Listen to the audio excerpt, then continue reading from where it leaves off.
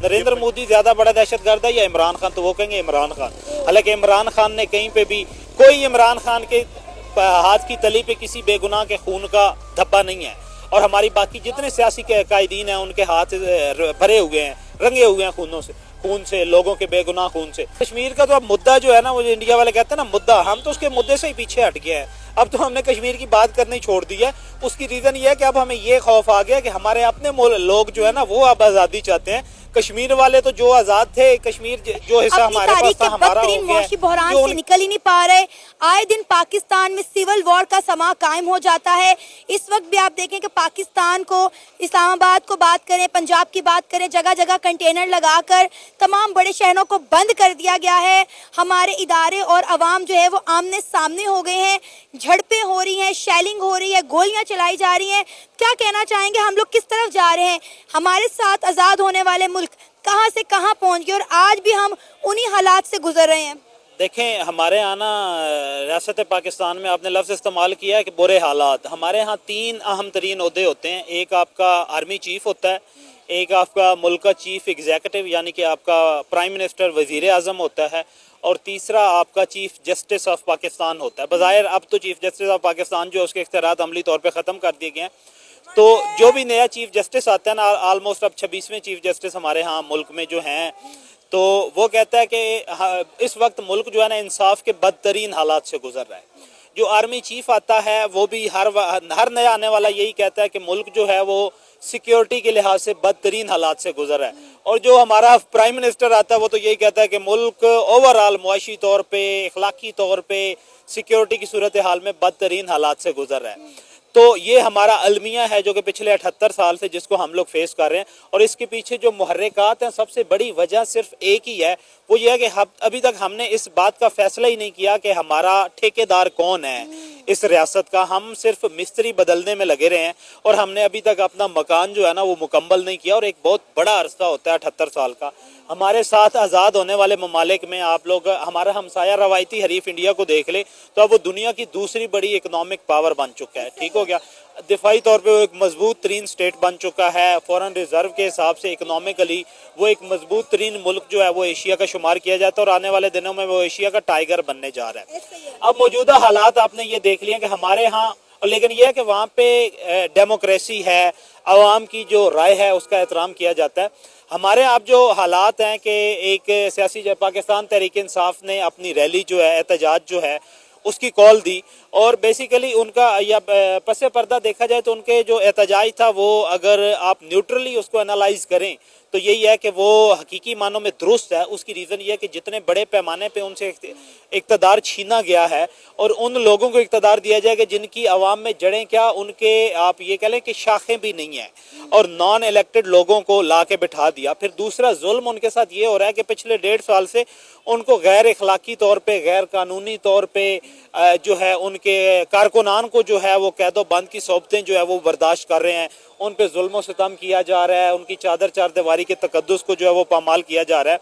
Simple उनका formula, अब वो एहतजाज लेके आ रहे थे कि हमने डी चौक में जाना है, हमने एहतजाज करना है। एहतजाज के उनके बेसिक मुतालबे 3 थे कि जी इमरान खान की रिहाई, तमाम जो उसके साथ साथ जितने भी बेगुनाह कैदी हैं, वो कैदी जो एक पर्चे में उनकी जमानत होती है, बाहर 10 पर्चों में पुलिस उनके इंतजार में खड़ी हुई होती है और एक एक टाइम में वो पंजाब के हर सूबे में मौजूद थे। उन पे जो FIR रजिस्टर की जाती हैं, इसमें सनम जावेद है, आलिया हमजा हैं, ख़वातीन में तैयबा राजा हैं, उसके अलावा डॉक्टर यास्मीन राशिद जिनकी 70+ जिनकी एज है। इन पे एक एक टाइम में इनके ऊपर कोई 20 FIR जो है वो की गई हैं कि एक मोमेंट में कि 1 घंटे में वो पंजाब के तमाम ज़िलों में थी। इनकी रिहाई, इमरान खान की रिहाई।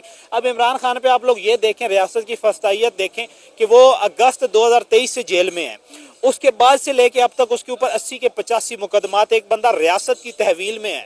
آپ جو شاطر کرمنل ہوتے تھے, جو کرمنل مائنڈڈ کے لوگ ہوتے ہیں, جو دشمنی دار لوگ ہوتے ہیں, انہوں نے کوئی اپنی دشمنی کا کسی قسم کا ایسا کوئی وقوع کرنا ہوتا تھا نا, وہ خود کو اریسٹ کرواتے تھے. کسی سے انہوں نے مقدمہ کروانا ہے یا کوئی وقوع کروانا ہے تو جو ماسٹر مائنڈ ہوتا تھا وہ خود کو اریسٹ کروا دیتا تھا, اور at the time of proof وہ ثابت کرتا تھا کہ میں تو بھائی ایٹ دا ٹائم میں تو پولیس کی کسٹڈی میں تھا.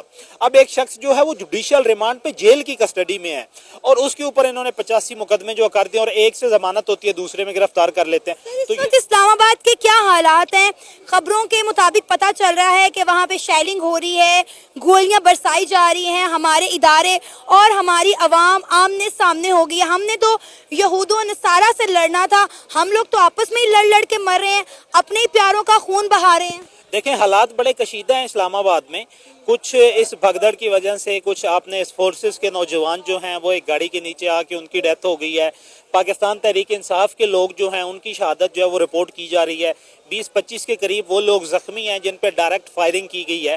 یہ لوگ بیسیکلی احتجاج, جہاں پہ آپ لوگوں کے پاس ڈیموکریسی ہوتی ہے نا, جہاں پہ الیکٹڈ گورنمنٹ ہوتی ہے لوگوں کی. دیکھیں شہباز شریف نے کوئی سی ایس ایس نہیں کیا ہوا, کوئی محسن نقوی نے سی ایس ایس نہیں کیا ہوا, اس میں سارے بیٹھے ہوئے لوگ جو ہائیسٹ پوسٹ پہ منسٹرز ہیں کسی کے پاس کوئی ویل کوالیفائڈ نہیں ہے. یہ ان کو کیا, ہم نے تمام اختیارات, تمام اپنے وسائل ان کو اس لیے سونپے ہیں کہ ہم یہ سمجھتے ہیں کہ یہ عوام کے نمائندے ہم نے الیکٹ کیا ہے. تو جہاں پہ الیکٹڈ گورنمنٹس ہوتی ہیں وہاں پہ احتجاج کا سب سے بڑا رائٹ ہوتا ہے, وہ بنیادی حقوق میں شمار کیا جاتا ہے اور ہر ریاستوں میں ہوتا ہے.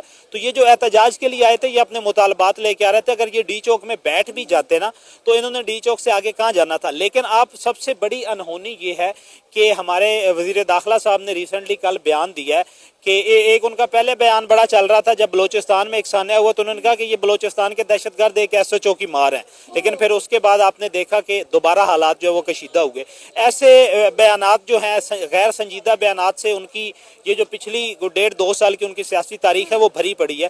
اب کل انہوں نے یہ کہا ہے کہ اگر ہم خالی کروانا چاہیں تو میں رینجر کو آرڈر دوں تو رینجر فائرنگ کر کے آدھے لوگ مر جائیں گے آدھے بھاگ جائیں گے. یہ ملک کا وزیر داخلہ جس کے ذمہ امن و امان اور انسان اور لوگوں کے, ملک میں رہنے والے لوگوں کے بنیادی حقوق اور تحفظ کی ضامن ہوتا ہے, جو شخص وہ ایسے بیانات دے رہا ہے تو یہ بڑے آپ یہ کہہ لیں مضحکہ خیز اور افسوسناک ہے. اور پاکستان کا فیوچر کیا دیکھ رہے ہیں؟ اگر ہماری ریاست ایسے لوگوں کے ہاتھوں میں رہی تو پاکستان کو آنے والے 5-10 سالوں میں آپ کہاں دیکھ رہے ہیں؟ ہم یہاں پر باتیں کرتے ہیں انڈیا کی کہ انڈیا چاند پہ پہنچ گیا اور ہمارے بچے یہاں کھلے گٹروں میں گر گر کے مر رہے ہیں. آپ دیکھیں کہ ہم یہ کہتے ہیں کہ ہمارا دشمن بھارت ہے, لیکن ہمیں تو ہمارے ہی دشمن نظر آ رہے ہیں. دیکھیں سیاسی جماعتوں کو دشمن کی آپ نے بات کی نا, تو ہمارے ہاں اب تحریک انصاف کو ٹریٹ ایسے کیا جا رہا ہے جیسے یہ واقعہ, بلکہ بھارت تو بڑا چھوٹا آپ ان میں سے کسی سے پوچھ لیں نا, آف دا ریکارڈ پوچھ لیں تحریک انصاف نون لیگ والوں سے یا پیپلز پارٹی سے کہ نریندر مودی زیادہ بڑا دہشت گرد ہے یا عمران خان, تو وہ کہیں گے عمران خان. حالانکہ عمران خان نے کہیں پہ بھی کوئی عمران خان کے ہاتھ کی تلی پہ کسی بے گناہ کے خون کا دھبا نہیں ہے, اور ہماری باقی جتنے سیاسی قائدین ہیں ان کے ہاتھ بھرے ہوئے ہیں, رنگے ہوئے ہیں خون سے, لوگوں کے بے گناہ خون سے.